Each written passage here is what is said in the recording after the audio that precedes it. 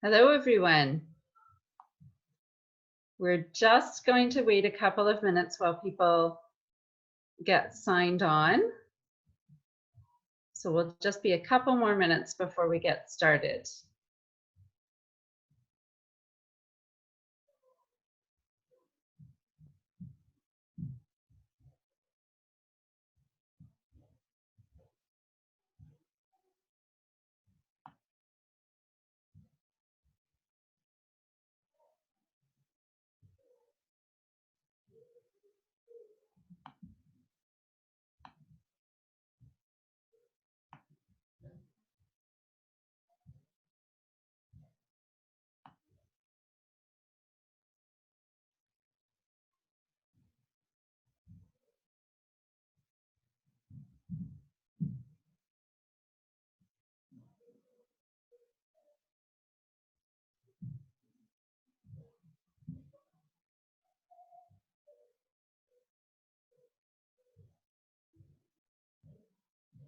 Hi, everyone. We're just waiting one more minute because I still see more people signing on right now.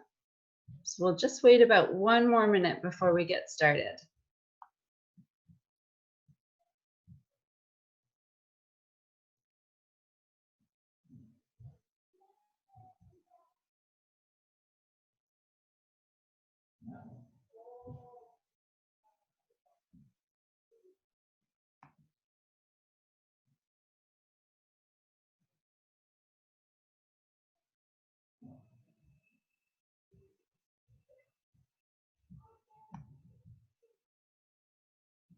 Okay.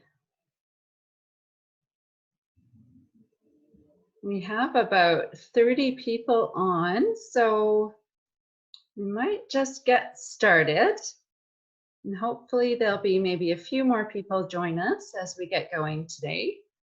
So welcome, everyone. My name is Janelle Hatch, and I work as the coordinator for the Food Literacy Working Group of the Good Food Network. And we're putting on, this is the first in a series of food literacy webinars that we're going to be hosting. And this first one is titled Food Resources in Your Community.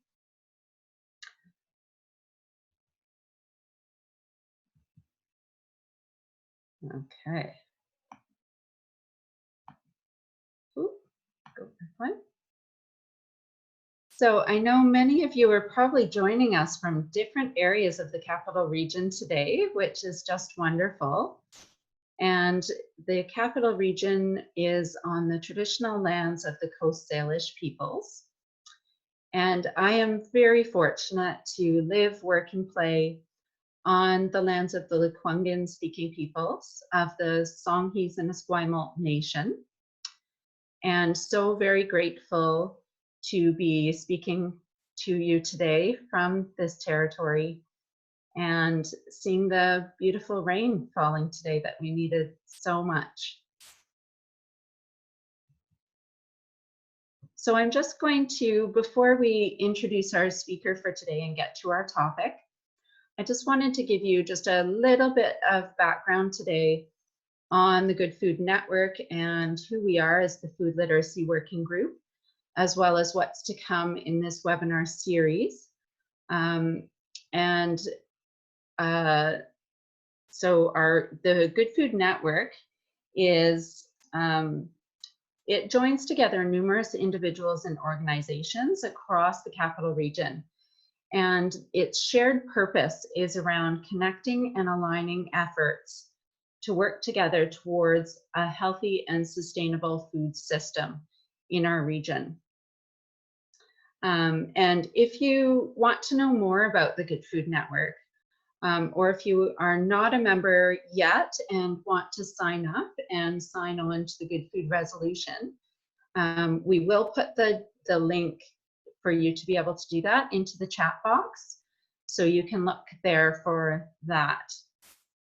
The Food Literacy Working Group is one working group under the Good Food Network, and it brings together both individuals and organizations And we're all about supporting and promoting food literacy across the capital region.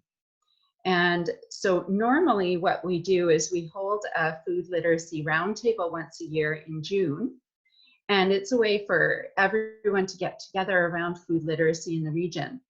But since we're living in extraordinary times and not able to gather together, we thought, why not put forward a series of webinars starting right away and working towards June. We have a number of topics that we've already identified, but if you have more ideas of topics that you would like to see highlighted in this webinar series, please do let us know. And I'll be putting our contact information up towards the end of the webinar today. So as I mentioned, this is the first in a series. And so we will be holding further webinars every 2 weeks on Wednesdays. We had a little bit of a mix up on time this week, but going forward, they will be from the 4 to 5 p.m. time slot. So please do join us for the next one on May 6th. And the topic will be around seeds. And we already have a couple of guest speakers lined up. Now, we won't be talking about seed as in where to find it, which I know is on a lot of people's mind these days, but that will come up, I'm sure. But we'll be talking about seeds in terms of why seeds are so important in the foundation, really, of our food system. And talking about as well, what are some programs locally around seed saving. So we hope that you can join us for that as well in 2 weeks. And then join us then, and we'll be talking about other topics that we have lined up as well. So our topic today, actually, I'm just going to go over a couple of webinar related notes. So as you can tell for the webinar, everyone is muted as they come in, except for our speakers today. As well as big thanks to M from CR Fair, the Capital Region Food and Agriculture Initiatives Roundtable. She's hosting and our technical wizard. I warned her I would say that. But this is the first in our series, so bear with us if we run across any technical glitches. But we'll do.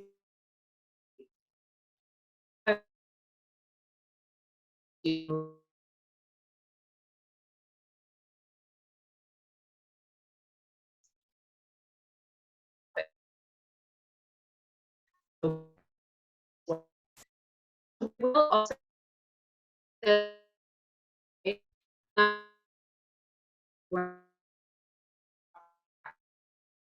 shared. It will be available. So we will be posting it on food literacy, and it will be shared also through various social media platforms through CR Fair as well. So watch for that. And we have allocated about 20 minutes at the end of our time today to questions and answers. And you'll see at the bottom of your screen that there is a question and answer box that you can click on. And that's where you can type in your questions. So we will be monitoring that throughout, and then we will be answering questions after our speaker has done the presentation today. So please do type your questions. Just because you're on mute, we still do want to hear from you, I promise. So hopefully we'll have time for all of your questions at the end during that question and answer time. So I think that's all for the technical side of things. I'll now introduce our speaker for today, who is Sonja Yli-Kahila, and she's coordinator of the Food Share Network. And the Food Share Network, if you don't know, is a collaborative of more than 70 organizations in the capital region that are focused on supporting food security. Sonja has a background in nutrition, health, and policy, She previously worked for the Ministry of Children and Family Development as Director of Policy, and she is also trained as a holistic nutritionist. Sonja has a passion for health and using good food to support our mental, physical, and emotional health. She's passionate about ensuring that everyone has access to the food they need to live well and enjoy life. So I will now turn it over to Sonja to take it from here. Hi, everybody. I'm just going to share my screen here and make this into a PowerPoint. Sorry, slideshow. Okay. So I'm really happy to be here and share these resources with you. As Janelle stated, the Food Share Network, it's a collaborative with more than 70 nonprofit organizations, schools, Island Health, and various other aligned organizations. And our focus is really on food security in the region. And we are working together to enhance food security with a goal that everyone has access to nutritious, safe, culturally appropriate food on a regular basis. And today I'm here to share with you information about where to find food in the community during the COVID-19 pandemic.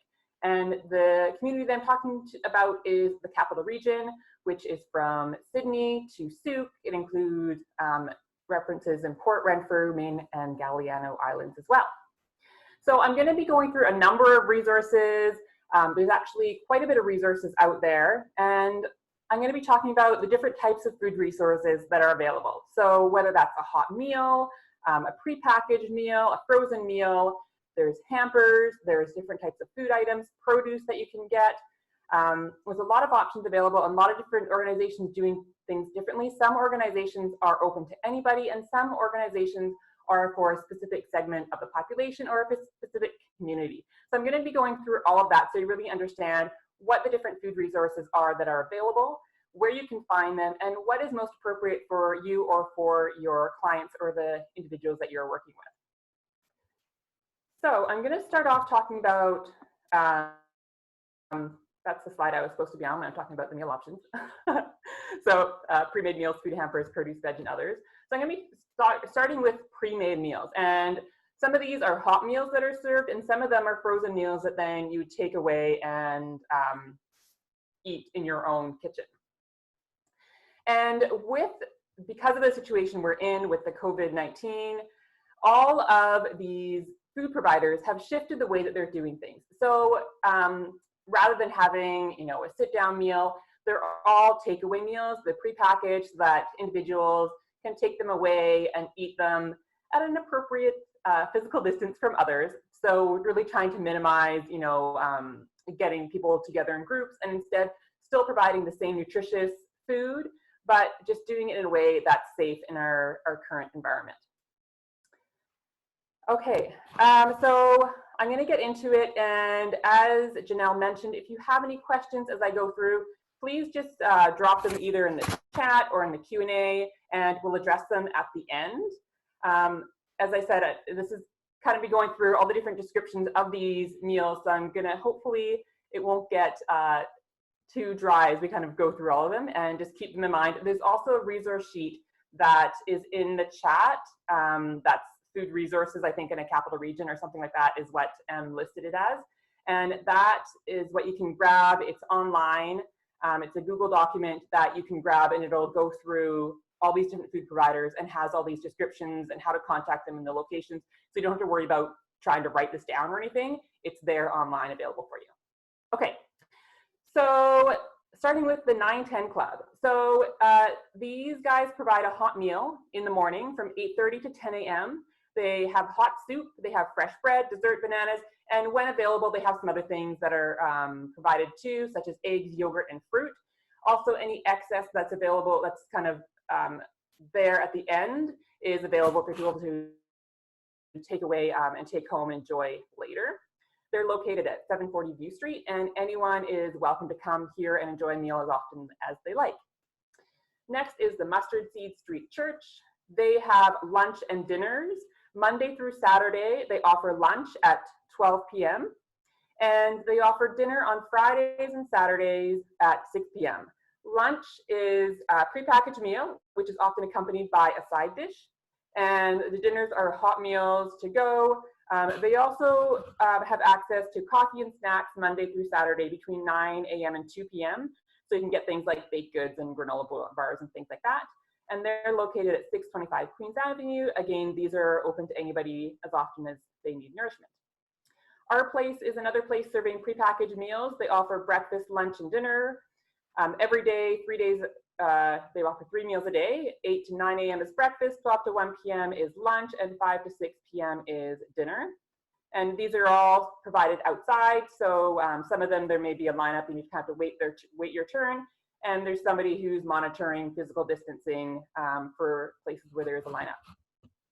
Next is Rainbow Kitchen, and they provide a light breakfast and a hot lunch Monday through Friday. So at 8 a.m. you can go and get a light breakfast and coffee, and hot lunch is served Monday through Friday from 11 a.m. to 1 p.m. They are being very generous in offering their guests 2 servings of lunch every day. And in addition to that, Rainbow Kitchen also provides produce and bread, non-perishable food items, and hygiene products as well. They are located in Esquimalt on Lyle Street, or Lyle Avenue, I believe. And again, anybody can go as often as they like. Next is Salvation Army. They offer hot, nutritious lunches on Mondays, Wednesdays, and Fridays from, sorry, that should say 1:45 p.m. I don't know why it says a.m. That's not in the middle of the night. So 1:45 p.m. to, that's actually backwards. Sorry, my apologies for that. 12:15 is when they start, and it's in, no, 11:45. That's why. Sorry for my rambling. It's 11:45 a.m. is when they open until 12:15 p.m. That is correct, I believe, on the sheet. 525 Johnson Street is where they are located for the hot meals. And then there's the Red Cedar Cafe, and this is a relatively new venture that I believe is a collaboration with the City of Victoria, and they're providing healthy frozen meals. So these are, you sign up online or you call to request a meal. They have specific options available, and they have some really fantastic offerings, including vegan and vegetarian, as well as meat options. And you order online. There's an online order form that you fill out to request your meal. And you can also call to request a meal, and you can either have it delivered or you pick up in the late afternoon. There's also details on their Facebook site if you want to go check that out. Okay, now there's a number of providers that are providing meals specifically for youth, and the definition of youth is specific to the provider, so I've listed those. And these providers are providing meals of different sorts, and they also often have additional supplies and products for these youth. So the Yes Alliance Club serves youth 13 to 19 years old. They provide lunch and dinner between 1 and 6 p.m. on Monday through Thursday. Lunch is usually a sandwich, and dinner is usually a hot meal. They are also providing youth with snack bags with things like a juice box, fruit, granola bar, chips, and a baked good. And you can also request a frozen treat. They're also offering youth bags of toiletry supplies during those lunch times only. They're only open during those times between 1 and 6 p.m. The Out of the Rain Youth Shelter serves youth from 15 to 25 years old, including 25 years old youth. And they offer breakfast and lunch from 9 until noon, and then dinner from 4 until 7 p.m. Currently, they are only slated to remain open until April 30th. That may change, but currently that's what their current plan is. And they also provide supplies during mealtime, such as hygiene supplies, socks, and they have a drop-off laundry, so youth can go and drop off their laundry during those meal times. And then we have the Sanctuary Youth Center, which serves youth between 14 and 22 years old, and they provide warm meals on the weekends. So between 3 and 6 p.m., youth can come and access a warm meal on Fridays, Saturdays, and Sundays. And they also have produce and pantry items available for youth to take away. And they're located on Humboldt Street. So that's what is available for youth, so a few different options there. Now I'm going to get into hampers and takeaway food. And this includes a number of different items in these hampers. So organizations may include most of them do include dry goods, and some of them may also include fresh fruit and vegetables and some dairy. And the dry goods include canned items like canned beans, tuna, and non-perishable items that carbohydrates like pasta and pasta sauce and rice and things like that. You may also find things like nut butters and things like that as well. So we have the Salvation Army Stan Hagen Center, and just to be clear, they offer produce daily at 1 p.m. and emergency food hampers of dry goods, but they're at a different location than the Salvation Army that provides the hot meal. So this centers are located on Quadra Street, which is just off of Hillside. So you can go there to get some produce, fresh produce, as well as emergency hampers. Their emergency hampers are given out only 3 times per individual or family per year, but the produce you can access on a more regular basis. St. Vincent de Paul also offers hampers with produce, dairy, bread, and non-perishable food items. They are open Monday through Friday between 11 a.m. and 2 p.m. And there's some choice involved in what you can get from St. Vincent de Paul. So there's a little bit of a lineup there because people are taken in individually to access and pick out some additional items. But they do have some wonderful offerings there as well. St. John the Divine provides also prepackaged food for pickup. They also allow individuals to choose to add on fresh produce and or bread if they want, and the hampers come prepackaged with a number of dry goods.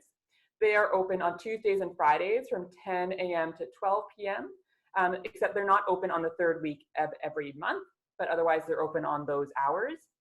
And those are provided outside of St. John the Divine, also on Quadra Street downtown.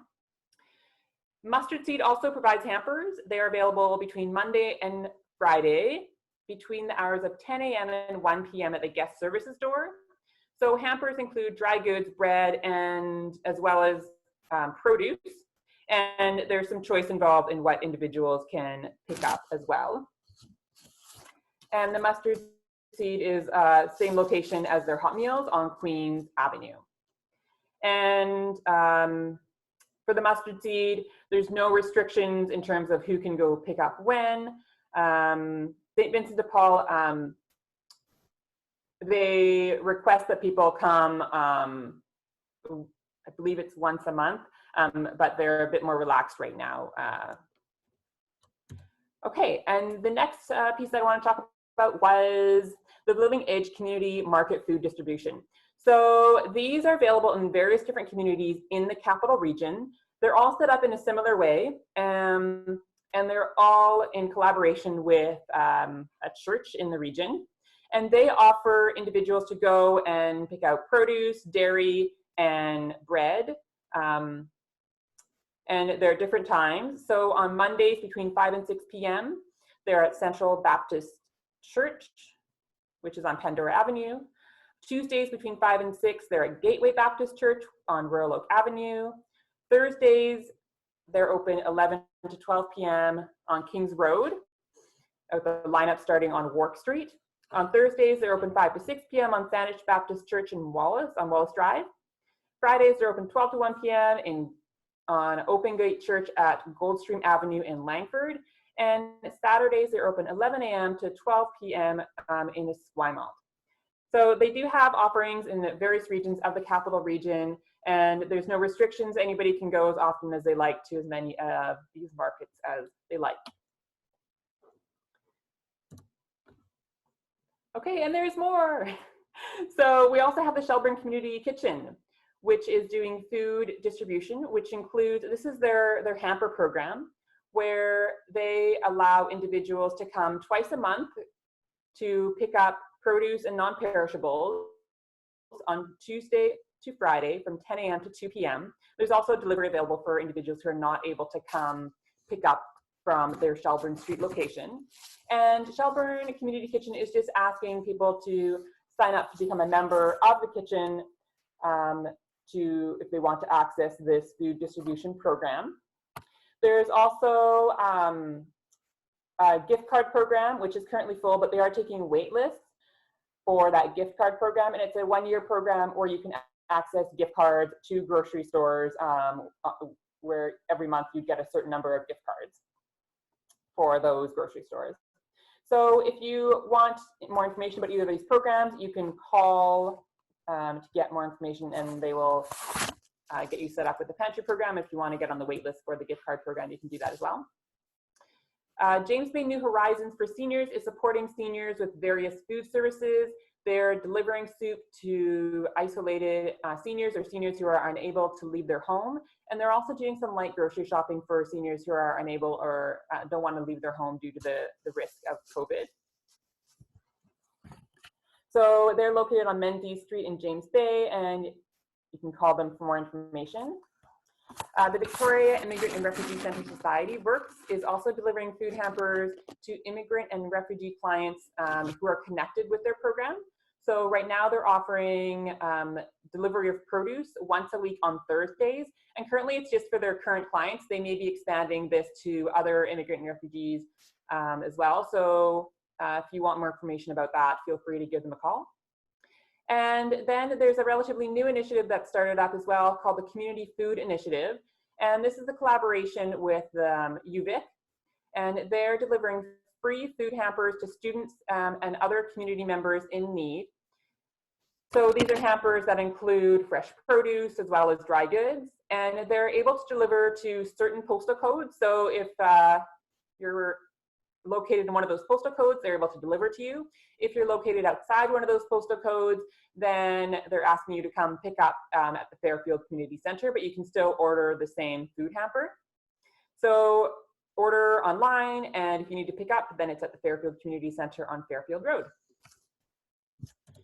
Now, there are also a number of neighborhood houses that are located in various communities in the region that are also providing food services for their communities. Some of them are able to provide food services only for their small community, and others are able to reach out a little bit broader and provide services for surrounding communities. So I'm going to be going through some of the neighborhood houses, but there are other ones that may be in your community that I'm not listing. So if you know of a neighborhood house in your community, they may be also offering food services for members of that community, and you can reach out and call to see if they're available to take on new members for food delivery. So the Burnside Gorge Community Association is offering fresh produce. They're providing it either weekly or bi-weekly on Tuesdays and Thursdays. They also have a number of other items available, such as diapers, formula, feminine products, and pet food. They are located on Gorge Road. Whoops, sorry. They are located on Gorge Road, and you can contact them for more information. Next is the Esquimalt Neighborhood House.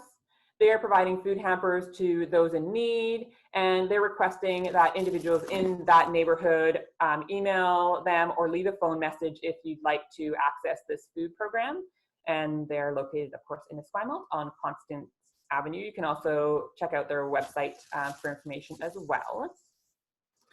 And next we have Oakland's Community Center, which is providing weekly food hampers, and they're providing it only to residents of the Oaklands and North Park neighborhoods. So if you're in that neighborhood, you can contact them, but if you're outside that neighborhood, try to seek a different neighborhood house for information. They are located on Belmont Avenue, and you can call them for more details as well. Okay, now we're going to go on to Fairfield Gonzalez Community Association, and they are supporting residents in the Fairfield Gonzalez community. So again, they're just supporting residents in that specific community. They have started a Saturday evening dinner program where you can order your dinner online and they will deliver it to you for free if you're in need of food. They may also have some other food programs available. They have just kind of revamped some of their programming and are starting different food programming now. So they may have some other food programming available if you're in that neighborhood.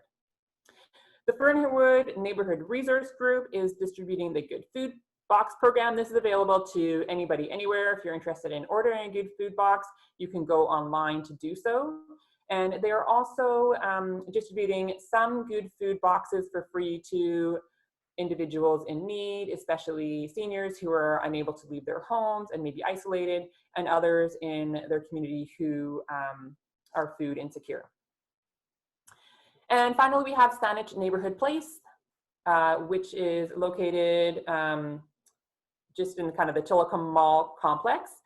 They are delivering food hampers every 2 weeks, and this includes hampers with fresh produce.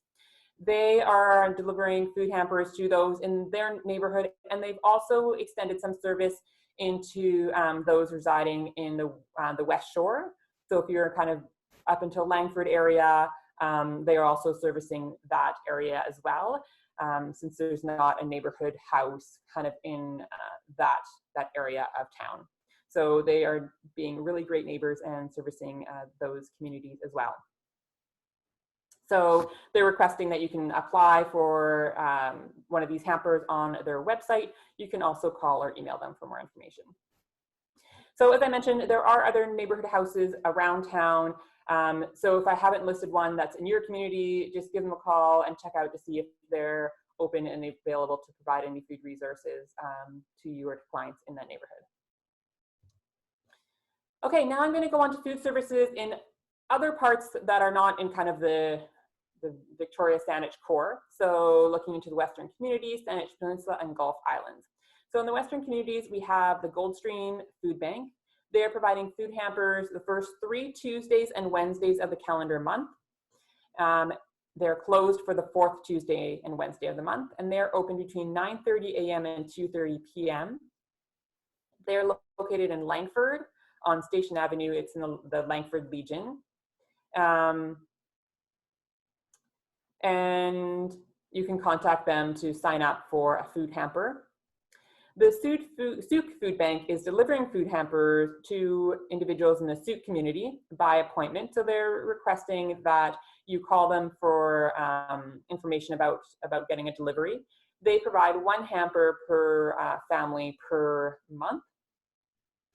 And they also require care cards and proof of residence for all family members. So proof of residence could be something like a driver's license, utility bill, or something like that. So call them for more information. The Saanich Peninsula Alliance Food Bank is located in Sidney on 5th Street. I believe it's in Tallista Park. They're open Mondays, Wednesdays, and Fridays, and they provide food hamper distribution between 9 a.m. and 12 p.m. They do require ID to become registered as a member of their food bank. And once you become a registered food bank member, then you can also access the food bank for produce, dairy, and bread on Tuesdays and Thursdays between 9 a.m. and 12 p.m. In Main Island, there's also a wonderful food bank, and they are distributing food hampers on the 2nd and 4th Fridays of each month between 10:30 a.m. and 12 p.m. and they're at the Main Island School. So you can call them if you want information about that. They are also doing deliveries, so if people are unable to get out of their home, they can also deliver your food bank to you, so your food hamper to you. They also have fresh produce as well in their food bank, in their food hampers. Galiano Island Food Bank is open the 1st and the 3rd Friday of every month from 11 a.m. to 1 p.m. So you can request a food hamper, and you can also, they also have some frozen meals available, and they have a delivery service for those who are unable to leave their home. There's a food hamper coordinator that you can talk to get information about their frozen meals. And they're located on Burrell Street at the St. Margaret of Scotland Anglican Church, and they can be contacted via email for more information. So that's what there is in other parts of town that I know about. I'm sure there's probably other stuff that may be happening as well. And there's a number of other smaller food providers and agencies that are providing food services specifically for clients and members of their community. I haven't listed them here because if they're only serving their clients, then they're connected already with their community, and I didn't want to include them in this general resource. But if you know some resource that you're wondering why they're not in here, if they're serving specifically to their own clients, then that may be one reason why they're not listed in this resource list.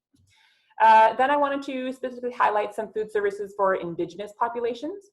So there's the Aboriginal Coalition to End Homelessness, and they are delivering food to individuals in need or those who are isolated. So they're requesting that you contact the coalition for more information if you know of somebody who is at risk of being homeless or is at home or who is without a home and needs some food supports.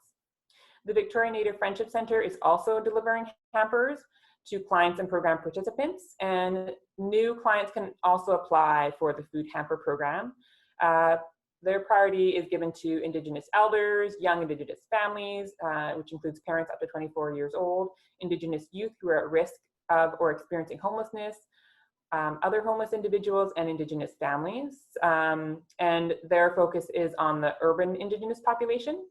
So if you're interested in accessing their hamper program, you can call them for more information. They also provide fresh produce in their hamper program, and they're located on Regina Avenue. And then there's a number of nations who are supplying various food services for their nation members.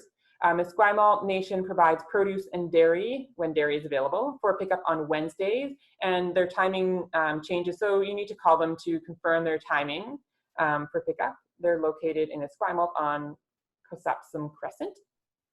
The Songhees Nation is delivering food boxes weekly to members of the Songhees Nation, and these food boxes include some produce.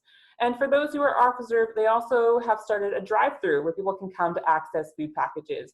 And if you're interested in accessing that drive-through and want to learn more information, then please contact them. They're located on Admirals Road. There's also a number of other nations who are providing food packages for members of their community. These are the ones I know about, but there are likely other ones in the capital regional area who are also doing food services that I'm just not aware about.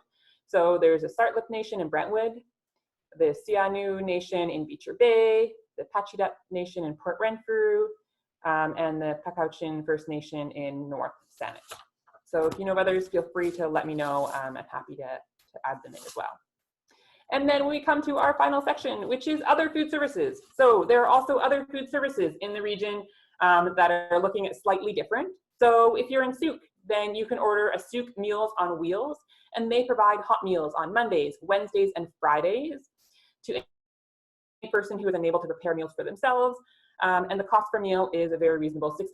So you can call them up and request a meal if you're in Sooke, and they will deliver one for you for $6 per meal. The Sooke Region Communities Health Network is supporting older adults in Sooke who are unable to shop for themselves or who are self-isolating. And they can request support with grocery shopping, and they will do your grocery shopping for you. This is specifically for seniors who are 65 years and older, and residents who are 55 years and older and who are self-identifying as vulnerable. And again, this is for older adults in the Sooke community. So if you can't do your shopping for yourself, then you can get some volunteers to do your shopping for you. And they're linked up with specific grocery stores in the Sooke region to do that shopping. Then the school districts, 61 and 62, are providing meal services, various levels of meal services for children and families who are linked up with their schools. So schools have reached out via their principals to get a sense of vulnerable families in their districts. And they're providing meal services. And some schools are also providing access to fresh produce, additional meals like some family dinners and things like that. They are mostly pickup services, but if you're a family in need and you're not able to go pick them up at the locations, then the schools are asking that you contact your school principal, and they can help you and hopefully get some food delivered to you as well. And this is linked to the schools, so families linked to various schools. So if you haven't heard from your school principal and you're a family in need, or if you know of a family in need, then get them to contact their school principal and they can support you, look at supporting you with your food needs. Both 61 and 62 are also looking at expanding the food services that are available for their families, and they're really trying to support their families in need. And one service that I don't have listed on here, but that is also there, is there's also food services available for housing units that have been set up in town for individuals who are homeless. And there's also food services at Topaz Park where individuals have been allowed to set up tents for shelter. So there's food delivery happening there as well, and water delivery happening to those individuals as well. So that's my list of food services that I know of in the capital region. And I'd love to learn of any others. So if you know of other meal provision services in the capital region that I have not listed here, please let me know. I'm updating that food provision providers list when I learn of changes or of new services. So you can keep that link and keep going back to it and keep connected to updates.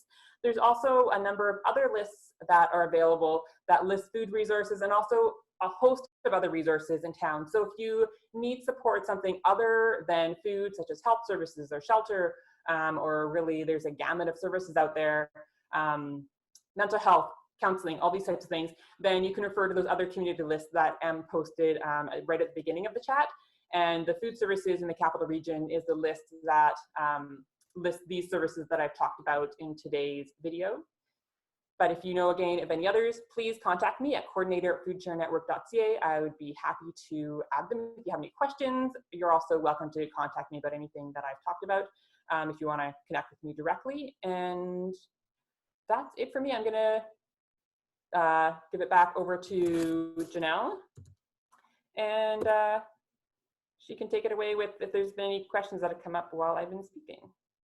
Okay, thank you so much, Sonja. That's a lot of information because, and I know it's probably changing quite frequently as well. So I'll just share my screen here with you and go to, this is just to contact, and then we'll go to the questions. Oh, that's not the one I wanted. We'll go to the questions, and I think there were a couple that had come in. So one was asking around age requirements. So I know that you had that section there all on youth, but there was also someone wondering about children too, like which services, do you have a sense of which services are appropriate for youth and children? So is this, I don't know if this is them accessing on their own or accessing with their family? It didn't say specifically, but for children, I would imagine accessing with their families. And then you did have that whole section for youth. And then I'd imagine those would be ones that are open to youth accessing on their own. Yes, yeah, the ones for youth are specifically targeted for youth who are not living at home, who are at risk of homelessness or maybe other precariously housed situations. So youth would be accessing those on their own, and they're set up specifically for the youth. For children, one of the best contacts is their schools, if they're school-age children, so the families can connect with their school principals to connect with food services that way. And then the community neighborhood houses are also another great resource for families. They're used to dealing with families, and they usually do a lot of family type programming, so they're kind of used to and set up for dealing with families as well. So those are some of the, I'd say that some of the best resources for families. Yes, okay, that's perfect. Thank you. And just a note on the schools too, you didn't have in your slide, but I do know that School District 63 has now come on board as well with a similar service to what's been offered with 61 and 62. So they're starting that as well. So families in that area can also contact their school principals to find out more around that. One other question was asking, are the delivery support groups limited to the community in which they are located? So is that in regards to the neighborhood houses? I'm not sure.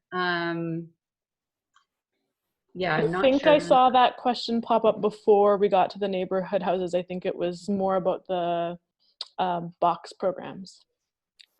Oh, those don't seem to be limited to any neighborhoods, but they may only be delivering to certain neighborhoods. So if you're outside of those neighborhoods, you can still order one, but pick it up yourself rather than being delivered to.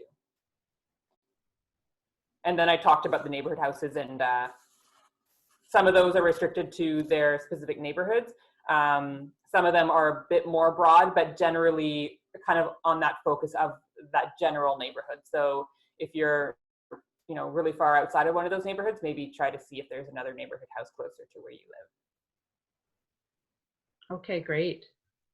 Now, I think that was the only questions that had come through.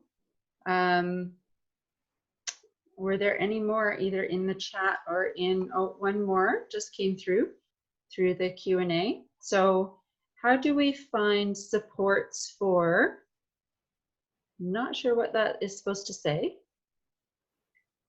with health-related dietary restrictions? Oh, okay. So for example, celiac, Crohn's, dairy intolerant, allergies.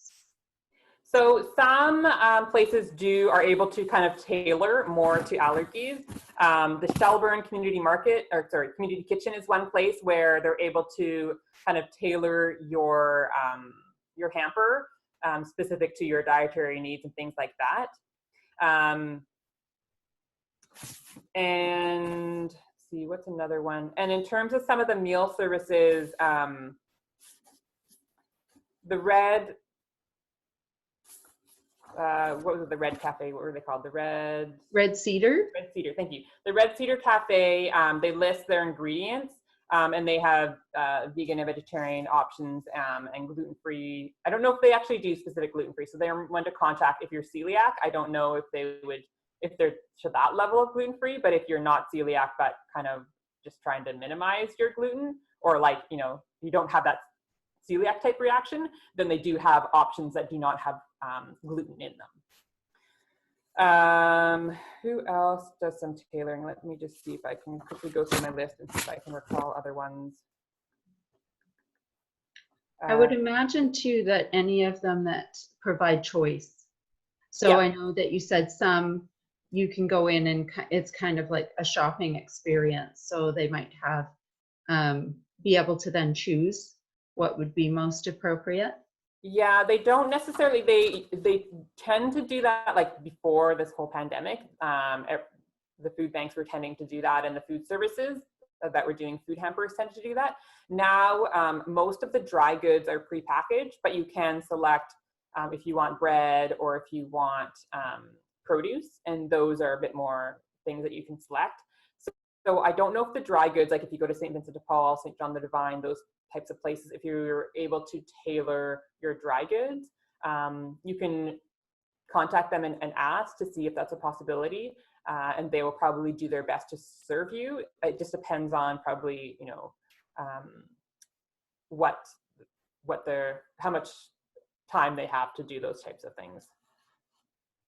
Right. Yeah, and that's a really good question because so many people have certain restrictions. Yeah, so the best thing is to contact a provider that's kind of close to you and see if they can meet your needs. The only one I know for sure that is doing that is Shelburne Community Kitchen. Right. Okay. Good. So are there any other questions? I think they actually, sorry, I think the community, what's that new one called? The one that's doing students and other members. I think that they also said that they can do some community food initiative that's out of Fairfield Community Center. Right. I believe that if you go to their website, they're also able to do a bit of tailoring. So you can check that out as well and see if they mention that on their website. You just made me think about UVic and Camosun. Are they not open? Are their food banks not open right now? No, their food banks are not open, which is why they partners to develop this community food initiative. Oh, okay. Yeah, gotcha. So that's where they're directing their students to be getting their food hampers from. Right. Okay. And just a note here from Tim Murphy, acknowledgement of escalating need. each week at our school, Craigflower Elementary, we had increased need. We are distributing 3 times the amount of food through Food Share, Root Cellar, Breakfast Club of Canada, Backpack for Buddies, Soap for Hope, Cobb's Bread. And now we are having families from the greater community, not students at our school, coming and taking a great amount of food. We are now asking them to come nearer to the end of our distribution time. Yeah, so that just goes to show like there's an amazing amount of places that you listed there, but it speaks to the need that's out there as well. Yeah. Oh, that just reminds me again that Rainbow Kitchen was also really open to, there's a question about the families. They're also really open to families, and I know that they had connected with School District 61 to say that, hey, we're here available for any families that need more food. Yes, and I had seen that. I know a number of different of the organizations that you mentioned did get rapid relief funding, which is fantastic. And I know Rainbow Kitchen was one of them. So that's wonderful that they're reaching out to the school district. Someone asking, what is the website for the UVic Community Food Initiative? I think it was in the chart. Do you know offhand what that was? I can get it. I just posted the link again for the food resources. Okay. Oh, that's sorry. That only went to M. I'm going to change that. Yes. So is that one listed in the listing that you've provided? It is. So, and I will just get see if I can find that link quickly here as well. Okay, that's perfect. Okay. So that was the community, is that what they're asking? Yeah, the Community Food Initiative, the one that's the collaboration, the new one. I believe that's the one.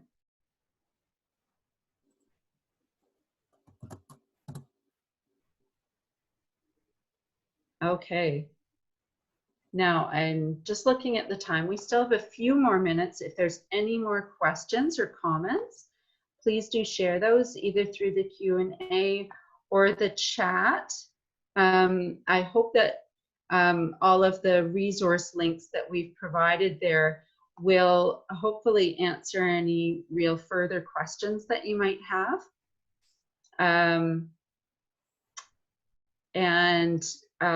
We will, as I said, be posting both the recording of the webinar as well as we'll try and provide those resource links as well through the CR Fair website, through the food literacy page. So it's crfair.ca. So please do look there for that. And just, so I just posted the link where you can order your food from the Community Food Initiative. There's also the email there. Another piece for UVic students is Living Edge is also providing produces to UVic, the UVic Family Center every second Monday. Thanks, Josephine, for reminding us about that. Okay, great. And I believe as well that Shelburne Community Kitchen was also saying they get students through there as well, yeah, because of the close proximity. So that's another opportunity maybe for students. So yeah, any further questions or comments today? Let me just double check. It looks like there's a couple more things. I wonder what we need to do to get direct involvement from our municipalities or CRD. Yes, because of the recognition that these service providers are nonprofits.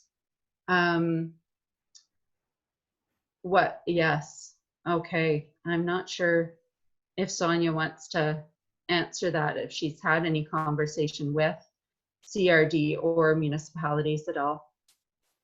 I know that the City of Victoria has some initiatives related to growing food, and that's where some of the municipalities are putting some of their resources. Some of the schools are also looking at growing food in their school gardens.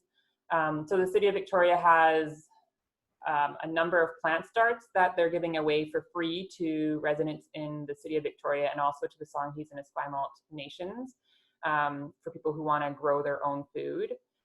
I'm not sure what some of the other municipalities are doing. I think that the challenge is that municipalities are not really set up to do food security. It's not their normal area of work. It's kind of been relied on that these nonprofits and the school system takes on that load.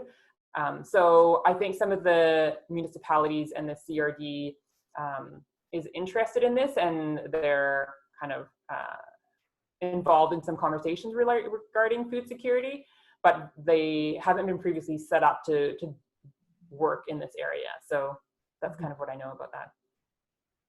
Mm-hmm.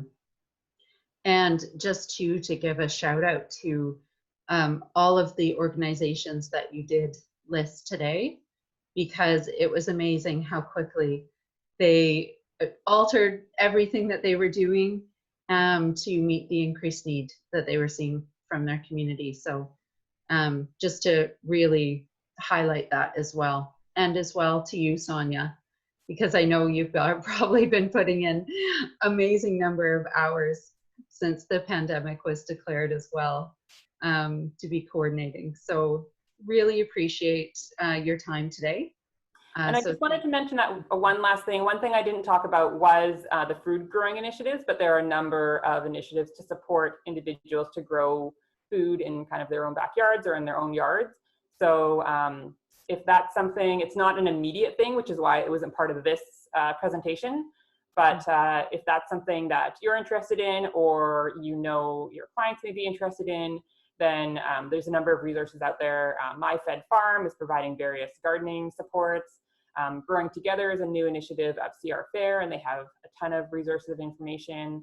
And as I mentioned, the City of Victoria is also supporting with those plant starts, and there's probably other resources out there as well. So there is more stuff related to food, just in different capacities as well. So yes, and thank you for bringing that up, because I think the Growing Together initiative is going to be launching in the next couple of days. So people can stay tuned for further information on that. And we were thinking maybe in a little bit down the line, once that initiative gets underway, that might be one of the topics for one of our food literacy webinars, to talk a little bit more about all that's going on around growing, because you're right, that's a whole other topic for another day. So again, thank you very much to everyone who was able to tune in today, and please do share all of the resources that Sonja has shared with us today. Great to get those out within our community. And please do join us in 2 weeks' time, Wednesday, May 6th, from 4 to 5 p.m. if you can, for listening to some guest speakers and discussion around seeds. So thank you so much, everyone, and we'll be signing off for today.